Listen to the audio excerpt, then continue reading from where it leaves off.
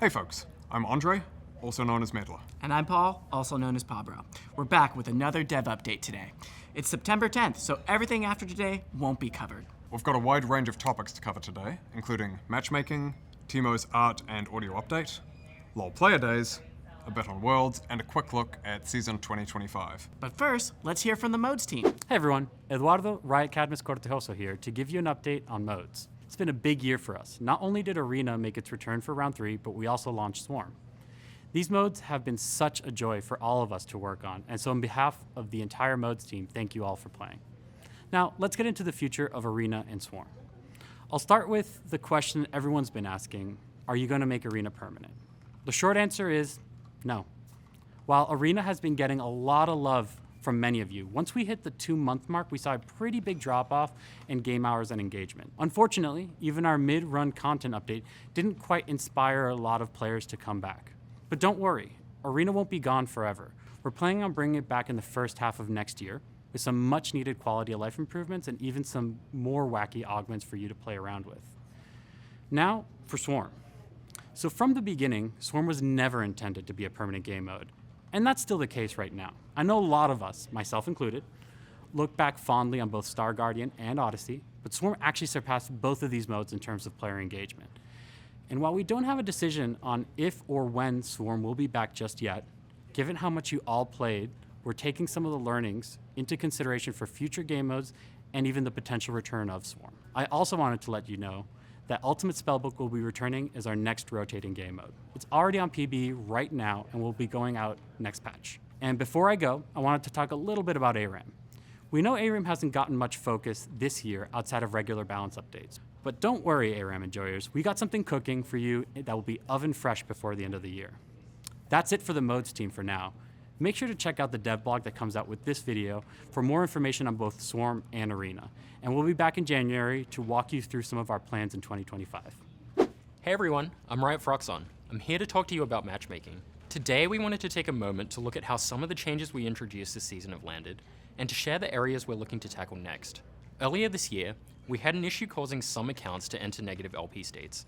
This meant players would lose more LP per loss than they'd gain per win, even if their MMR indicated they should be climbing. As of today, we no longer see this problem. Another problem we've been working on is autofilling. We don't want games to be decided by which team has fewer autofilled players, so we shipped some changes in 14-17 to better balance the amount of filled players on each team. At the time of recording, we've noticed some pretty good improvements, with the amount of games with an autofill discrepancy of 2 or more players dropping from 10 to 15% to less than 0.1%.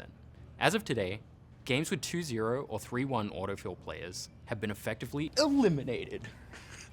This is a good first step, but we want to do more work in this area. Next up, we'll be working on situations where one team has an autofilled player and the other doesn't, with a focus on high MMR, where this problem is especially impactful because of the small player populations. We've also got an evaluation underway on a system called True Skill 2 that could potentially help out meaningfully with things like better placing new accounts and detection of smurfs. As of now, we're actively testing its effectiveness and determining how good a fit it is for League. We'll let you all know once we have an update on what testing has shown. And that's it for me today. Make sure to check out the dev blog that just came out with a lot more details on how our 2024 changes landed and where we're looking to focus our efforts going forward. All right, a slight change of pace. Let's talk about Teemo's art and audio update. It's coming to the Rift in patch 1420 with updated visuals, audio, animations, and splash art. Gameplay won't be changing, so for those of you who love or hate Teemo, you're welcome, and/or we're sorry, maybe. When this update comes out, we'll be increasing the cost of his Happy Elf, Recon, and Badger skins to $750, given the increased quality on those skins. As with Lee Sin's update earlier in the year, if you don't own these skins yet, you can purchase them for 520 RP until it goes live if you want to get them at that cheaper price. If you'd like to learn more, check out our blog that's live today that goes into a whole bunch of details about our favorite little monster and making him look brand new. Also, Teemo's receiving a theme song, which will go live next week. Here's a sneak peek.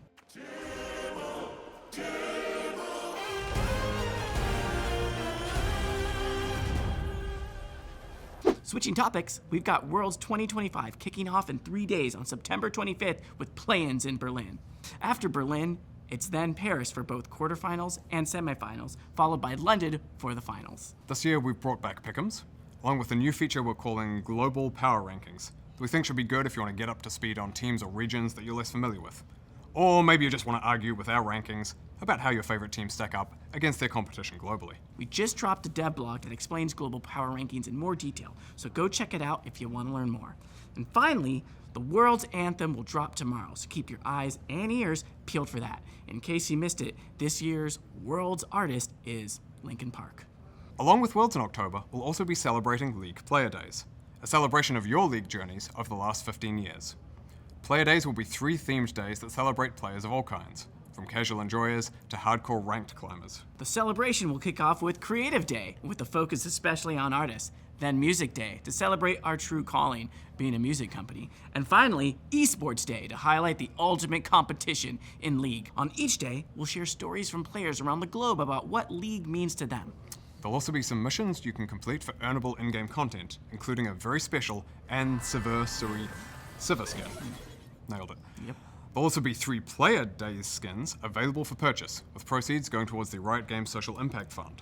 These will be Cosplayer Nico, Esports Fan Trundle, and finally, the skin you've all been waiting decades for, celebrating love for the music of KDA, the one, the only, Gragas. For every purchase of these 3 Player Day skins from October 9th to October 28th, 2024, Riot will contribute 100% of proceeds, as well as a 3x match to the Riot Games Social Impact Fund.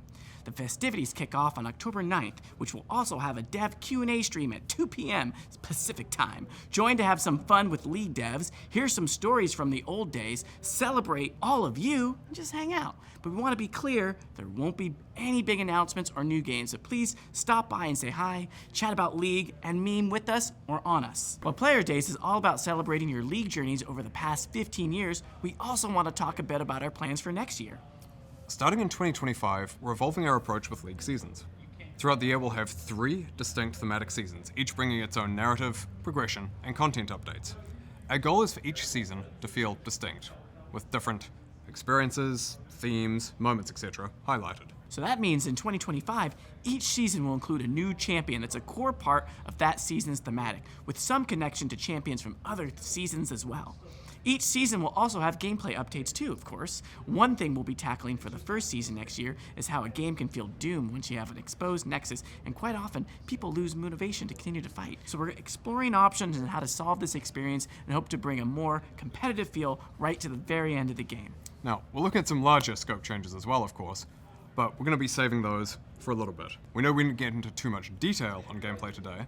We'll have a lot more, though, on our January plans, and a dev update in November, a few days after the finale of Arcane.